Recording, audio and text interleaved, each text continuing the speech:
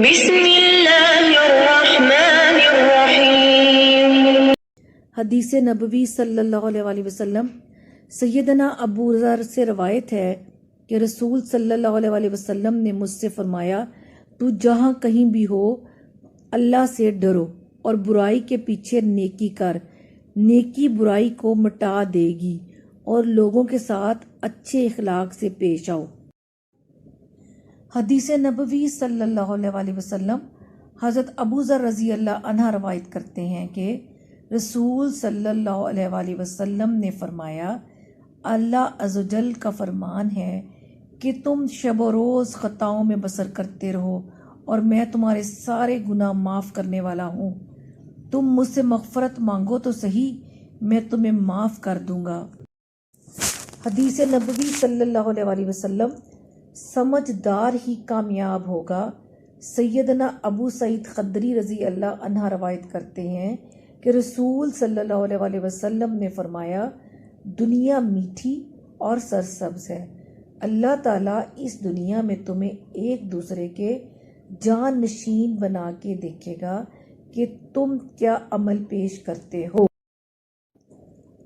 رسول صلی اللہ علیہ وسلم نے فرمایا، میرے بعد کفر کی طرف نہ لوٹ جانا کہ ایک دوسرے کی گردن مارنے لگو۔ جس نے ہم مسلمانوں پر ہاتھ اٹھایا وہ ہم میں سے نہیں۔ مسلمان کو گالی دینا فسق گناہ ہے اور اس کو قتل کرنا کفر ہے۔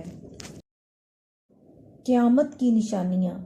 رسول صلی اللہ علیہ وسلم نے فرمایا، جہالت عام ہو جائے گی، لوگ دنیاوی تعلیم یافتہ ہوں گے مگر دینی علم سے غافل ہوں گے جہل کی وجہ سے۔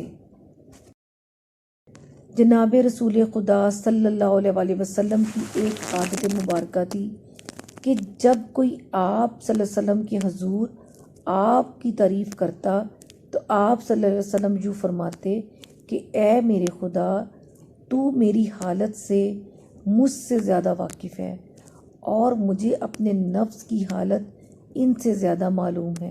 اے اللہ، جیسا کہ ان لوگوں کا خیال ہے ان سے زیادہ مجھے اچھا کر دے، اور جو میرے عیب انہیں معلوم نہیں وہ اپنے فضل و کرم کے ساتھ اپنے دامن عفو میں چھپا دے۔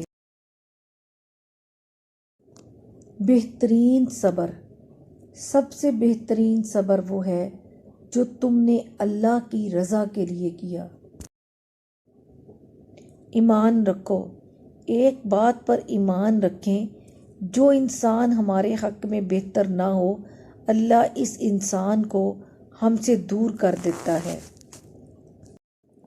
بسم اللہ الرحمن الرحیم۔ زندگی میں آپ کو سب کچھ مل سکتا ہے، بس فرق حلال اور حرام کا ہوتا ہے۔